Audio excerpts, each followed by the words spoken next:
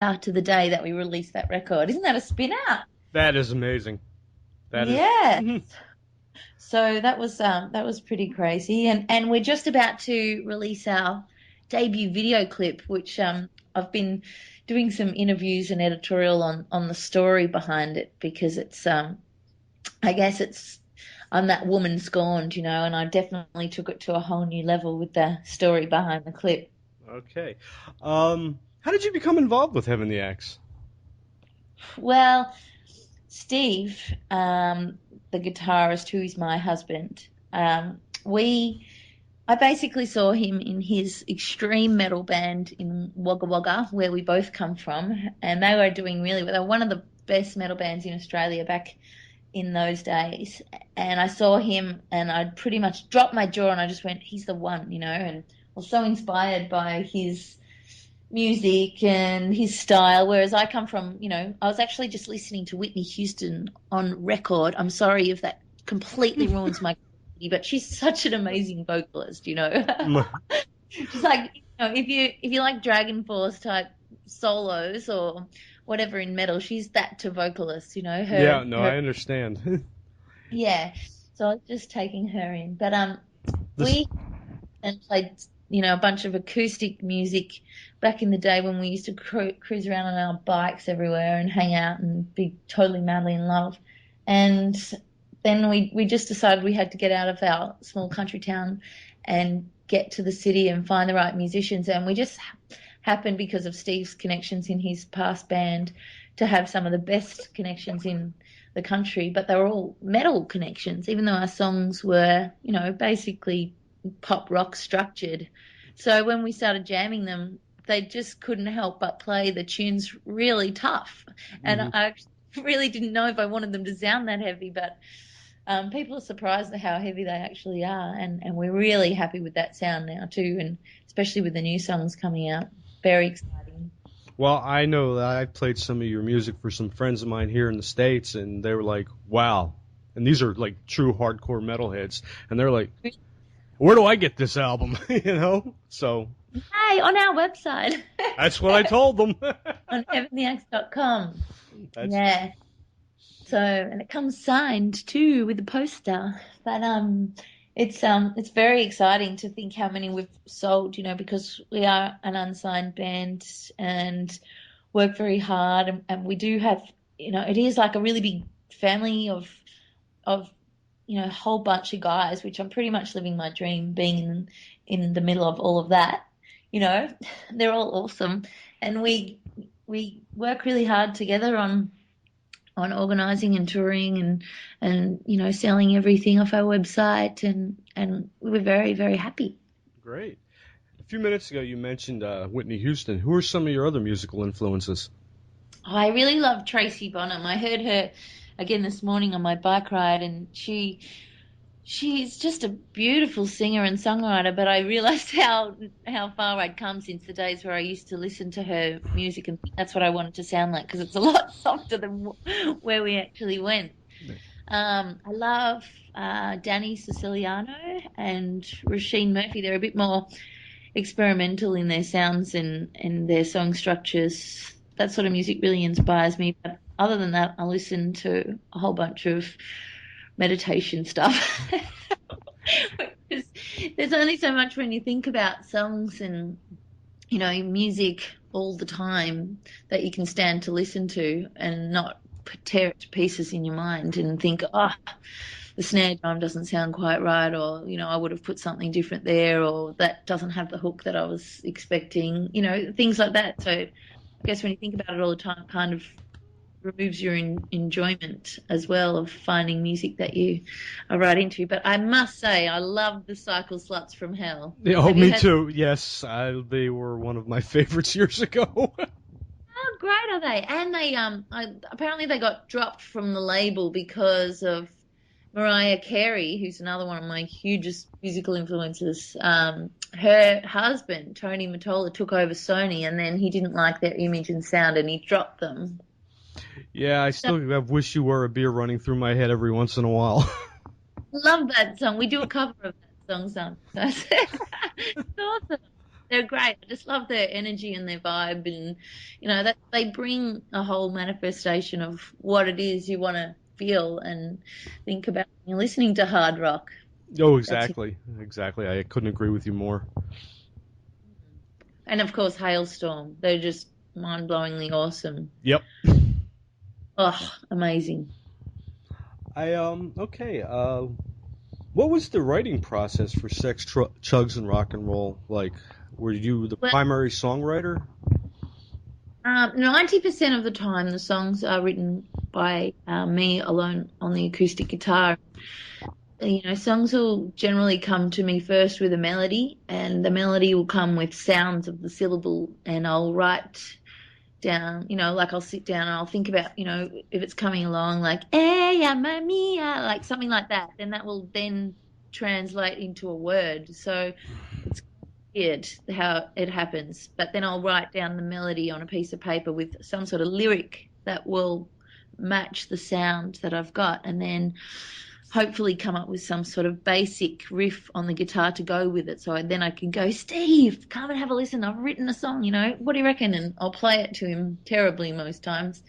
And he'll go, oh, that's great. And then he'll pick up his guitar and he'll go, oh, I've got a riff that will go better than what you've written. And then basically he will then work on that riff for fucking ages. I'm sorry, you can put a little beep over that. No, But that's all right. We're an R-rated station, so we're good. there's a lot of stop starts and different accents, and if you listen to the record, you think it's simple at first, but if you actually do listen to it, there's so many little bits and pieces that he's put into it. And he'll work it very hard with the boys in the band room while I'm cooking dinner or doing whatever, or being on the computer or cleaning and just doing general house stuff. So that's exactly how that record, I guess, came together song wise. There are a couple of songs which I feel most inspired about, like Enemy, which started as a jam between Steve and Skits, one of our drummers.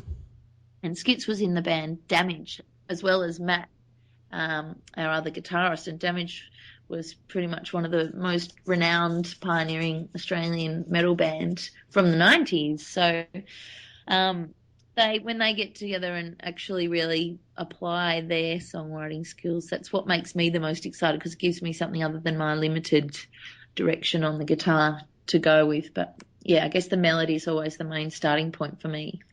Okay.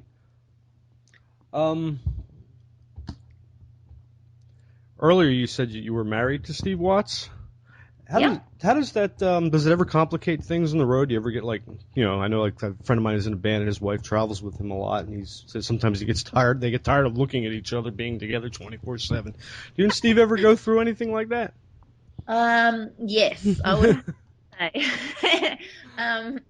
Sometimes, things have gotten so bad that we actually have planned to go in separate cars on tour, because there's a lot of stress involved. There's a lot of stress where he has his departments, where he's got to organize the removaling of the gear and all that sort of stuff, and I have the department of more, promoting and things like that. So we both stress about our own departments, and we both get a little bit disillusioned. And when it is a whole lot of work together, Mm-hmm. it can really take its toll, because a lot of the time your relationship becomes talking entirely about what's next, with the band and what we need to do. And so it's really important, I guess, to have space and also have a commitment, which we have learnt over the years, to accept each other as they are and not expect them to be or deal or behave in any way differently than what they are,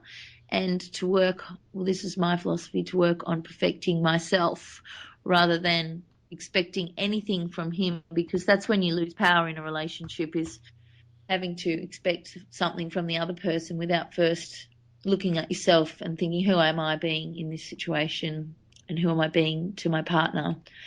But we've had enough unfortunate blowouts, I guess, in the past, even before the band started, to have learnt that we choose each other, and that's what we're committed to, is that we choose each other, and we definitely love each other. And if we go through a bad patch, then we know that it's just a bad patch, and we'll come through. So other than that, it's fantastic to be in a band with your lover. You know, there's moments where we just look at each other on stage and we go, wow, you know, this is what we wanted. We're doing it, you know, and also people in relationships come to our shows and they know that Steve and I are a couple that are in love. And, you know, we've had record labels and people say to us before, don't say that you're married, Phoebe, you know, don't tell anyone, don't, you know, keep it that you're single. And we think to hell with that, you know, people don't want a lie, people want the truth. Oh, yeah. And this is exactly who we are, and this is the magic behind the band. And without our marriage, and the music wouldn't exist. And I think it's a testament to us being able to communicate is, you know, how we can create with our music. So I'm pretty proud of it. And if we can inspire other people to love one another because we're doing the same, then that's who I would be. This is Jason Shell. When I feel like running headfirst into a wall, I listen to the Midwest Waking Radio Show with DJ Bob. Sunday nights at 8 p.m. Central Time right here on InsaneRealmRadio.com.